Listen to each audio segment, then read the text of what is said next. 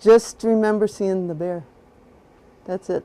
The black bear attack on Catherine Hanson was so fast and vicious, her memory of it is foggy at best. The incident began with what is a pretty common occurrence in parts of Minnesota: bears visiting backyards looking for food. Catherine had put out a camera the very day she was attacked, hoping to see what had ripped down her bird feeders. This footage is from the night of the attack. Although you do not see it happen, it shows the 2 yearling cubs and the mother bear. It was the bigger of the three that attacked her about 9 o'clock that night. Tell me about the last thing you remember. I went and let the dogs out. They started barking, so I went out to the door, just right there, the first door you went in, and called for them. And when I stepped out, there was a bear standing up.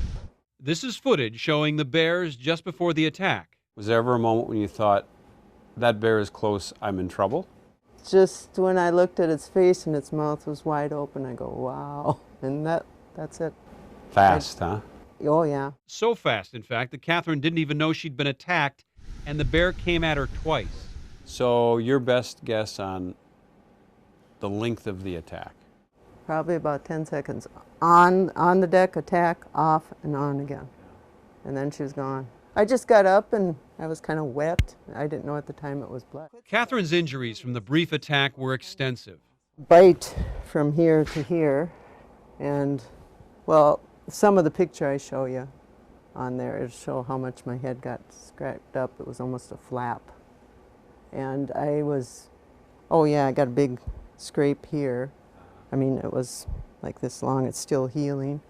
And then the back of my head and neck is claw marks and bruised all over the place. So, and I must have been fighting. Either I curled in a ball, I must have been fighting because my fingers were all bruised. Catherine will carry the physical scars from this bear attack for a lifetime. But each day, now a year later, she's still working on the emotional ones.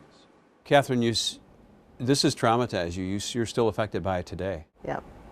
Yep. Affects everything I do. Walking down to the mailbox, you know, I heard a tree crack, and I get terrified, and that's getting better too, so it's making progress. Why this black bear uncharacteristically went out of its way to attack her still haunts Catherine, though. So do you think it was the cubs in proximity, the dogs being let out, and then just your presence suddenly on the deck that made it all come together? I don't know why it came after me. I'm totally puzzled about that. Why it would make the effort to go 100 feet to get me versus the dogs that were within 20 feet.